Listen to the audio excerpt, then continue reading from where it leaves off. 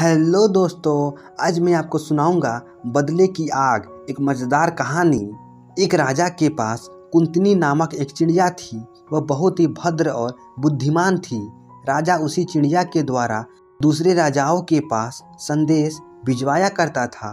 कुंतनी की सेवा से राजा अत्यंत संतुष्ट और प्रसन्न था। राजा के अच्छे व्यवहार से कुंतनी भी अति प्रसन्न थी। एक बार कुंतनी के दो चूजे हुए, जिन्होंने वह बड़े लाड दुलार से अपने घोंसले में बड़ा करने लगी। एक दिन राजा को किसी दूसरे राज्य में अपना संदेश भेजना था। उसने कुंतनी को बुलाया। कुंतनी ने कहा, हे महाराज, मेरे दो बच्चे बहुत ही छोटे हैं, वे अभी उड़ भी नहीं सकते, कौन उनकी रक्षा करेगा। राजा ने कुंतनी से कहा, तुम उनकी चिंता मत करो, यह मुझ पर छोड़ दो। कुंतनी चिंता मुक्त होकर चली गई।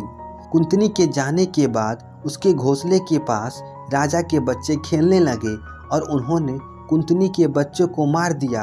वापस आने पर कुंतनी इस समाचार को पाकर बहुत दुखी हुई। उसने हत्यारों के बारे में पता किया तो महल के सेवकों ने सच्चाई का बयान कर दिया। अपने बच्चों का बिछोह वह सह नहीं पा रही थी। कुंतनी ने बच्चों की हत्या का बदला लेने का निश्चय किया, पर ऊपर से वह शांत बनी रही और पहले की तरह ही अपना काम करती रही। राजा को कुछ भी शंका नहीं हुई। एक दिन राजा महल से बाहर गया हुआ था। राजा के पास एक अत्यंत क्रूर पालतू शेर था। कुंतनी राजा के बच्चों को लुभाकर क्रूर शेर के पास ले गई और उसने बच्चों पर हमला कर उन्हें खा लिया।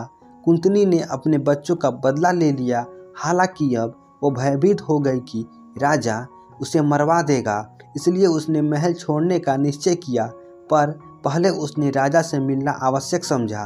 राजा के वापस लौटने पर वह उससे मिलने गई और बोली, हे महाराज, आपकी बेरुखी के कारण मेरे बच्चों को आपके बच्चों ने मार डाला था और मेरे क्रोध के कारण ही आपके बच्चे मारे गए।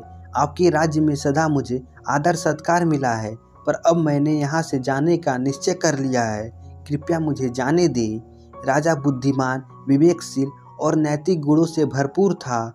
उसने कुंतनी से कहा, यह एहसास होने पर कि एक गलती के कारण दूसरी गलती हो गई है, विद्वेष का भाव समाप्त हो जाता है, इसलिए कुंतनी तुम्हें नहीं जाना चाहिए। किंतु कुंतनी ने जोर देते हुए कहा, मालिक, दोषी और पीड़ित कभी भी एक नहीं हो सकते, इसलिए मुझे यहाँ रहने की इच्छा नहीं है, मुझे जाना ही चाहिए।